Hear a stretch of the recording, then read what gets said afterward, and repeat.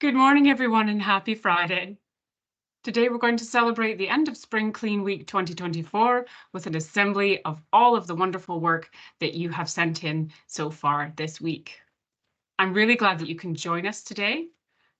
I'm really looking forward to showing you all of the photographs and the bird drawings and everything that you've sent in.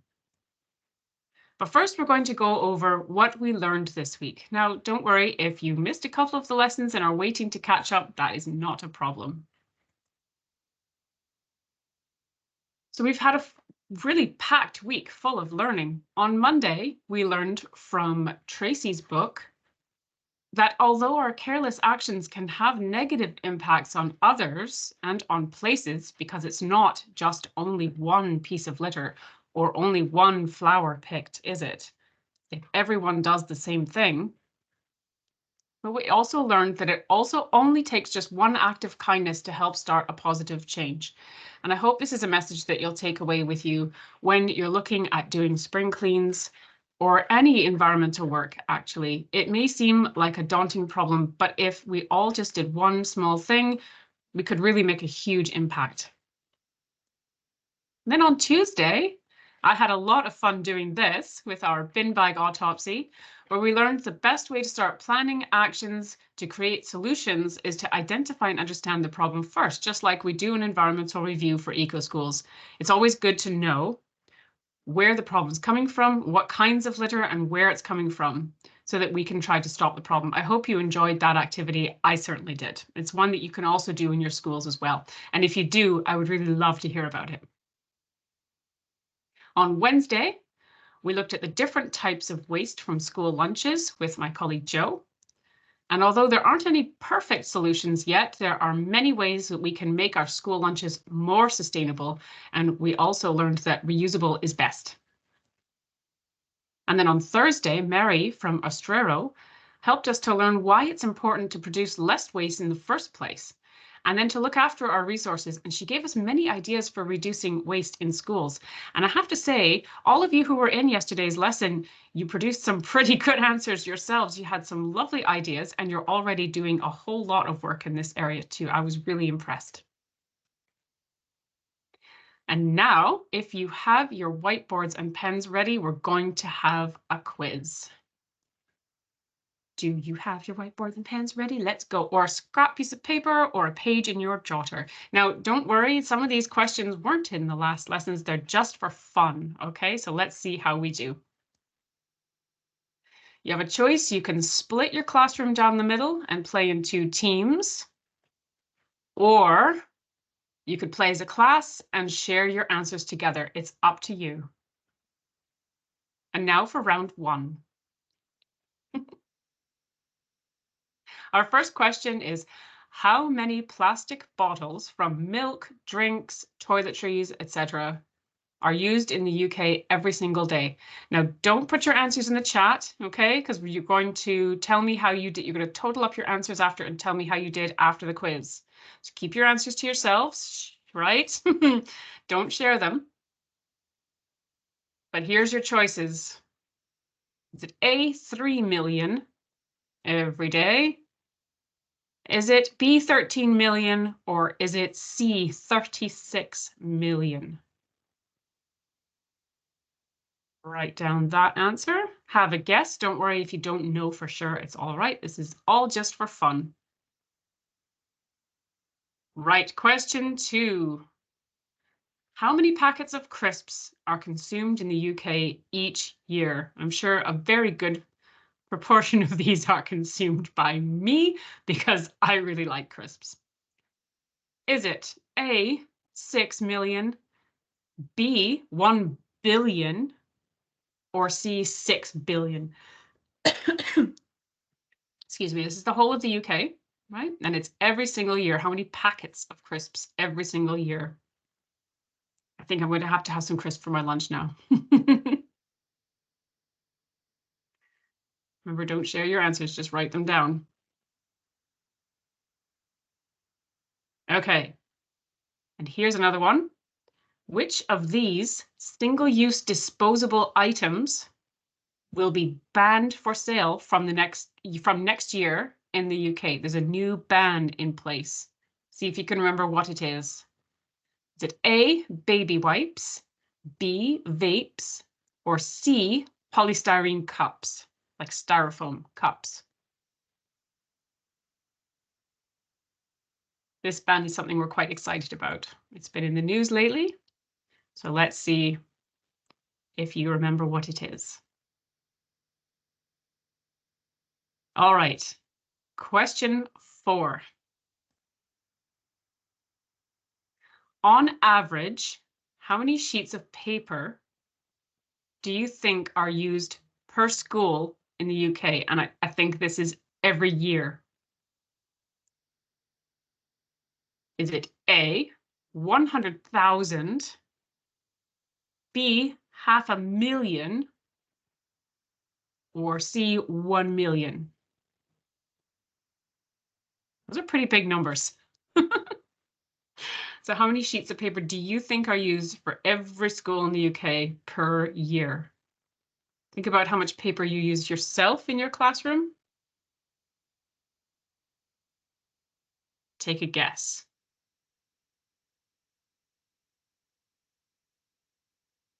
Okay.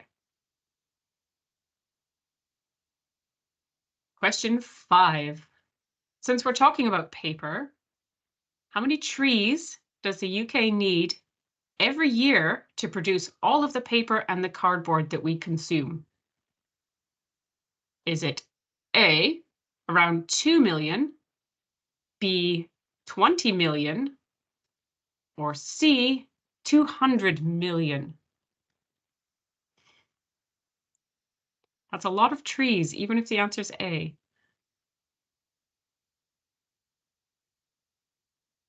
Think about your answer for question 4, and that's just schools, and add in cardboard. Tricky question.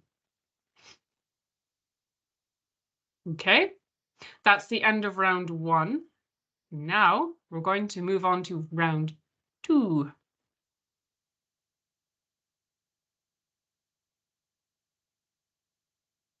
Which of these things can go into the compost heap in your school? Fruit and vegetable scraps, wooden cutlery, compostable cups, or leftover food? Which of those things do you think could go in a compost heap?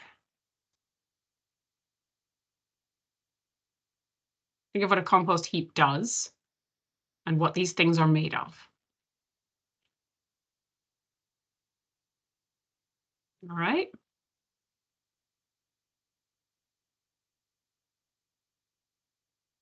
Question 2. I like this one. How much of the food that we waste could have been eaten? Pardon me. Do you think it's 1 out of 5 bananas, or 20%? 3 out of 6 bananas, or 50%? Half? Or 4 out of 6 bananas, which is 75%, or 3/4? How much of the food that we throw in the bin do you think could have been eaten if we hadn't wasted it? And then the next 2 questions are kind of related. How much of our household waste could be recycled? So things that we could put in the recycling. Is it 4 out of every 10 things, or 40%? Maybe 6 out of every 10 things, or 60%, or 8 out of every 10 things, which is 80%.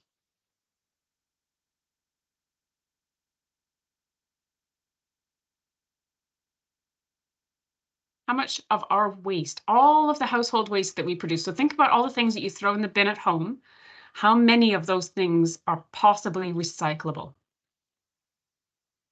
Right? Right. Question 4. So the amount of wrapping paper that is thrown away every Christmas could cover how many football pitches? 110 football pitches for A, 1,100 football pitches for B, or 11,000 football pitches for C. Think of how big a football pitch is. It's pretty big. But then there's quite a bit of paper. So how many do you think that you could cover with all the wrapping paper that ends up in the bin? Remember that not a lot of Christmas wrapping paper, at least, is recyclable because it usually has sparkly things on it, or sometimes it's waxy, right? We've got to make good choices with the paper that we choose. Right, and finally, in nature, there's no such thing as waste. True or false?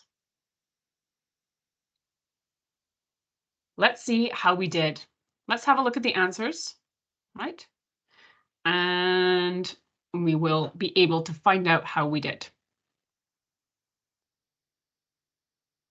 There you go. So for round one, the first question was how many plastic bottles from milk, drinks and toiletries, etc., all of the different kinds are used in the UK every single day? And the answer is a shocking 36 million, which is a bit scary. If you think about it, that's quite a few. That's over 13 billion plastic bottles used every year, right? That's a lot. That's a very hard number to picture in my head. The second question was how many packets of crisps are consumed every single year? And the answer is a shocking 6 billion crisps are consumed every year in the UK alone. That equates to around 16 million packets of crisps eaten each day in the UK. I promise not all of those are mine. It's a lot of crisps, but also a lot of packaging, and we need to think about where that packaging is going, what we're doing with it. Question 3, which of these items is going to be banned from next year? And the answer is single-use vapes or disposable vapes. So in January 2024, the UK government announced plans to ban disposable vapes to both tackle the rise in youth vaping, protect children's health, and also to rid our streets and parks and communities of a quickly rising item of litter that we're finding all over the place. And question 4, 1 million sheets of paper are used per school per year in the UK. That's a whole lot. We need to make sure that we're using both sides of the paper, or not use paper where we can, use a whiteboard instead. Question 5, 24 trees are needed to produce 1 ton of paper, and the UK consumes around 10 million tons of paper products every year.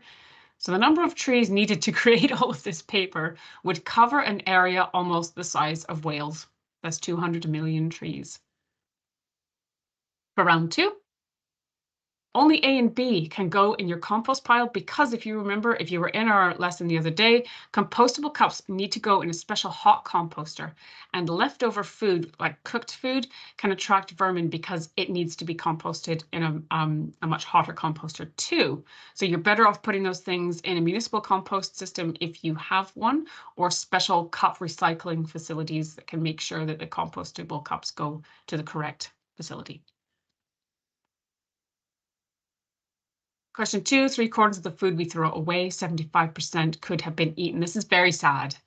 This would have been the same as throwing away about 4 out of every 6 bananas that you buy. I think we can do quite a bit better than that. I hope you agree. Question 3, 80% of our waste could be recycled if we made the effort, and that's way more than we currently recycle. And question 4 is, I'm pretty shocked about this one, actually. It's 11,000 football pitches we could cover with just the paper that we throw away every December at Christmas time. That's a lot. I think maybe there are other options we could choose, reusable bags, for example, or maybe wrapping presents in scarves. So maybe this year, have a think about how you could wrap presents that doesn't involve throwing out paper. And of course, question 5 is true. There is no waste in nature. Everything feeds something else. and everything is used by something else as well. So let me know in the chat how you did in the quiz. I'd be really interested to see how you've done. I know I certainly learned a bit from these questions from helping to make the quiz, and I hope you did too. And now, what I think is probably my favorite part of every assembly that we do, I'm going to show you all of the amazing work that you have sent in. We've just loved seeing your photographs and your messages saying hello, and all of your bird drawings and all of the cleanups that you've been doing. It's been utterly fantastic. So thank you so much. I'll sit back for a minute and show you all of the wonderful things you've sent in.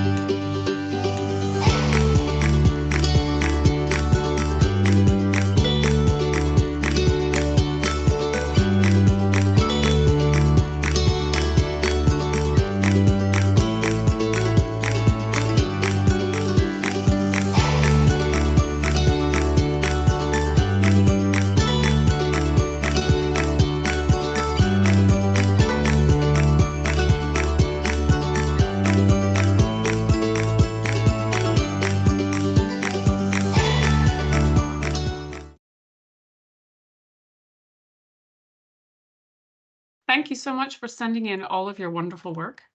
I've really enjoyed seeing all of the pictures of you going out doing your litter picks, your drawings, all of the things that you're finding when you're out doing your litter picks, all of the emails that you've sent in telling us all about the work that you've been doing and how much you've enjoyed the lessons. I see some of you are using the resources from Australo too, which is very cool. Please let us know how you get on with those. We'd love to hear that too.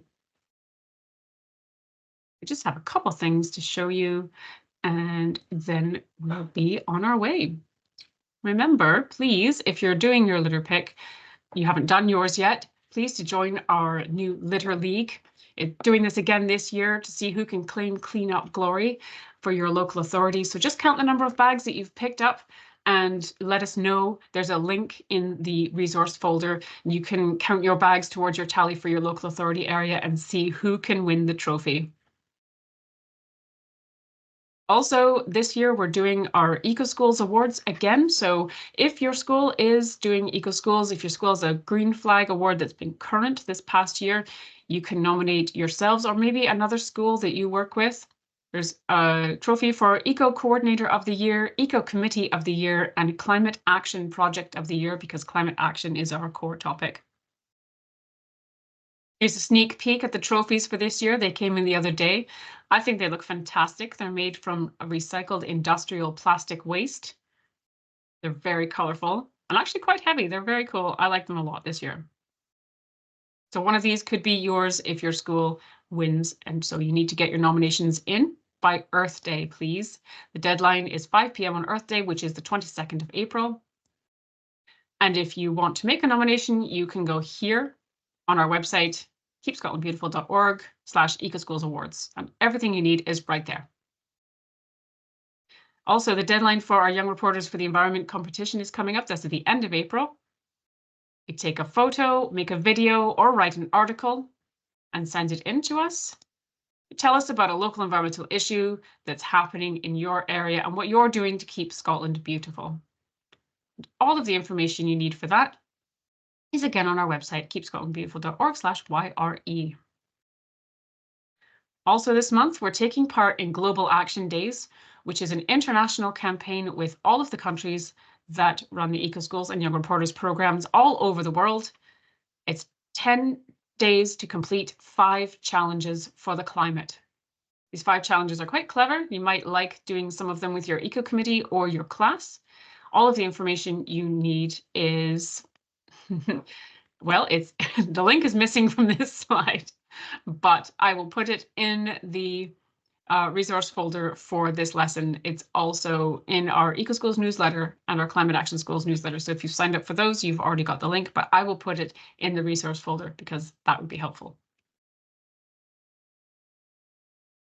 Thank you so much to all of the educators who have taken time out of their busy planning to engage with us, to help pupils do all of the amazing work that they've sent in, and for being an inspiration for their classes and for us as well. We really appreciate the work that you do. And thank you to all the pupils who have attended these lessons, for listening so carefully, for wanting to take action on the planet, for the planet, and for sharing all your fantastic work. I've just loved the answers that you've been sharing, and I'm so glad you were able to join us this week. Our next lessons are on Gaelic and climate justice on Earth Day.